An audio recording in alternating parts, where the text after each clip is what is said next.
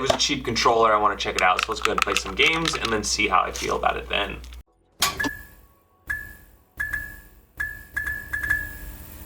So this is what they tout on the box.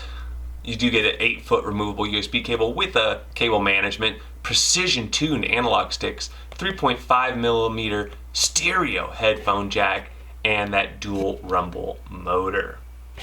We're gonna check that out. We've got the PowerA, very similar brand to PDP. These are aftermarket controllers.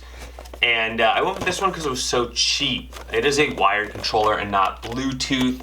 But it's got a removable wire, and you can always use a USB extension, and it fits right around that $20 price tag. Also, a lot of people like this configuration, a dedicated D-pad with the 2 analog sticks in those 2 locations. I just went for this color because it was the cheapest one, and note they make many variants of this controller in different colors, as well as like a Minecraft edition and things like that. That was something I thought was kind of nice about this particular controller, is that it does allow for any kind of aftermarket parts that fit on the Xbox One controller. You can get them on this controller as well. Now, I have to say it looks very cheap from the top down. This glossiness just looks really cheap. And honestly, it feels kind of cheap. But I mean, at the end of the day, does it perform? That's what we really got into. So R3 and R and L3, very clicky. You like clicky? Very clicky. I mean, the controller itself is loud, I have to say. And it looks like you do have one indicator light, and you do have the microphone port. Okay. And it definitely has a new controller smell. So this is kind of nice that you get, cable management, and it is a detachable cable. Some people hate it, some people don't like it at all. I know in the previous videos I did, a review on a previous controller, and people hated the detachable cable. They had issues with it. I've never had issues with it, but that's just me. So these in my opinion are way too light. You can see the hinges on there, like it's just way too loose in my opinion. The bumpers are fine. They're actually very sensitive, like they're gonna click with the slightest tap, where these are the opposite. It feels, they're springy, super springy. There are no grips on the other side though, so this is very smooth. But this part right here is actually it's decently grippy. Nothing great, but it's gonna attract a lot of fingerprints and things over time, I can tell you right now.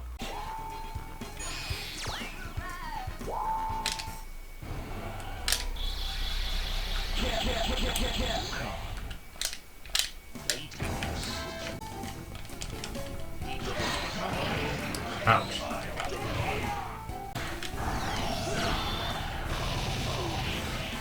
Damn.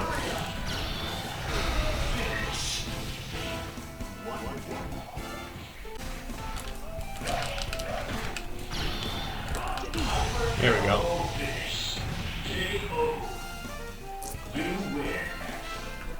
Not bad, right?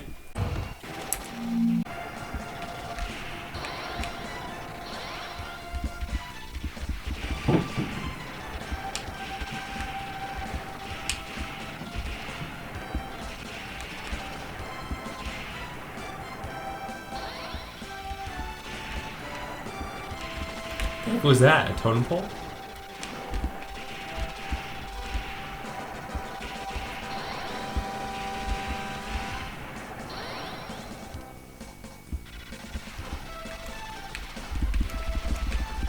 What is this?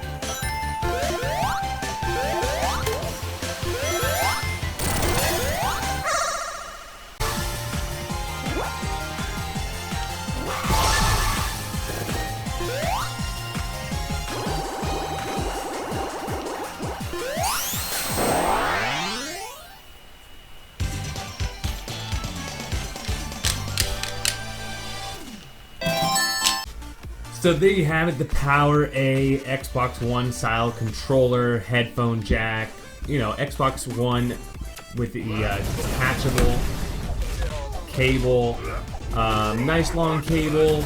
I like kind of the matte finish here. It doesn't necessarily have grips, but this plastic is not that, you know, slippery. I think that's what something I would say would be better, is if one, they added grips to this.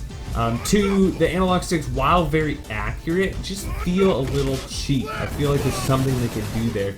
D-pad is acceptable. X, Y, A, B, all acceptable. These are a little oversensitive here, but they do work really well. And then the triggers as well, great, a lot of throw, but they just feel cheap.